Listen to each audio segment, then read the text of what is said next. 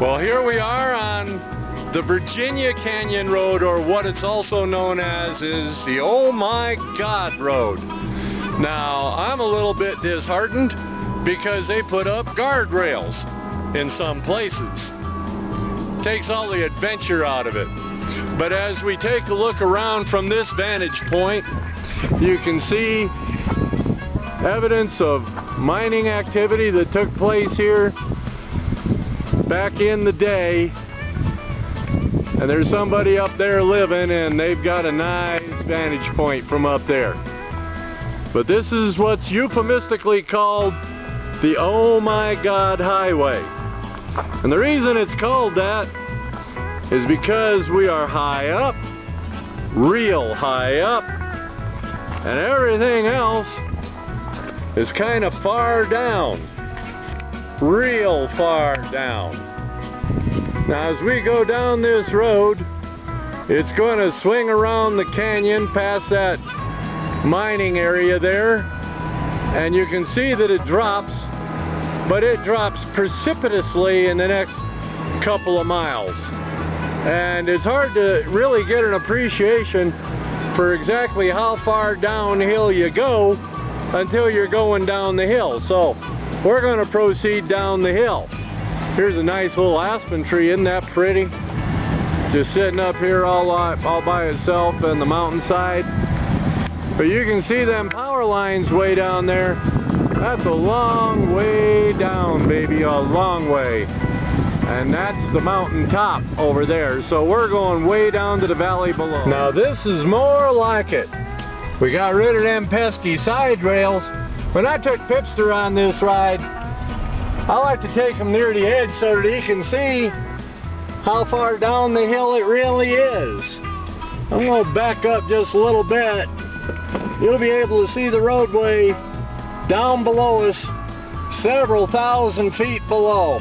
And that only takes a few minutes to get to. Okay, here's the road, and I thought you would like to see what's next to the road.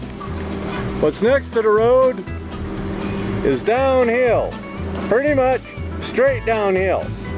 And you can see the road working its way down below us, and down below that, and it works its way all the way down there toward Idaho Springs, which you can probably see way off in the distance there. That roadway down there in the cut, that's I-70, and that's a few miles away, but right there nestled in that crook is Idaho Springs. That's where we're going to be headed. Outside of that, I don't see why anybody would get nervous just because this is about a 2,000–3,000 foot drop right here. No problem. Hey, I thought a nice perspective shot would be nice. Here's my car. There's the top of a tree below me.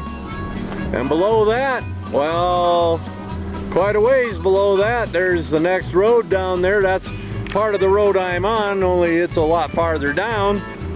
And way down there in that valley, way down there, you can see Idaho Springs.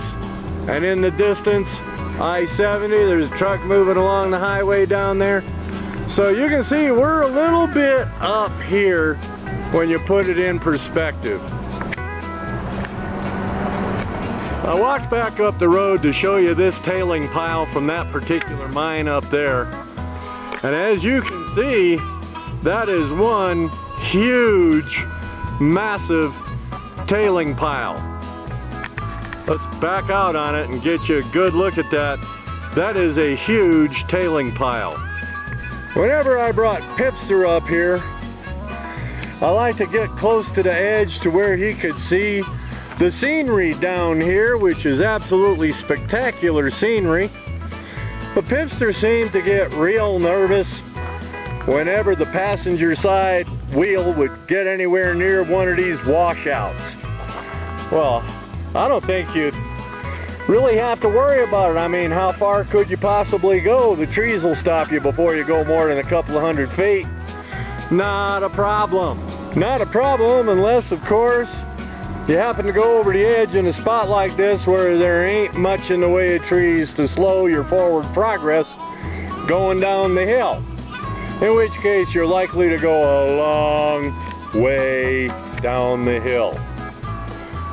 There's one of those washouts that Pipster didn't like. And I don't know why, just because the grass or the ground is a little soft over here. I mean, if you got too close, I suppose you'd go over the edge a little bit, like so. But not too bad, there's trees here and there. Decided to pause here a moment and look back up the hill. There's another massive tailing pile, but I wouldn't have to go all that way to get to one. There's one right next to my car right here, right outside the window, as a matter of fact.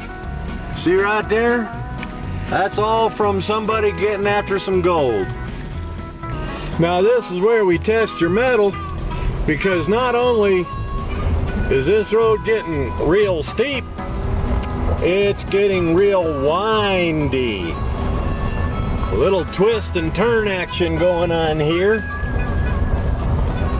And it's real narrow. If you meet somebody coming the other way, it is going to result in the essence of a problem, like the one I'm fixing to have right about here, but it gets a little bit wider.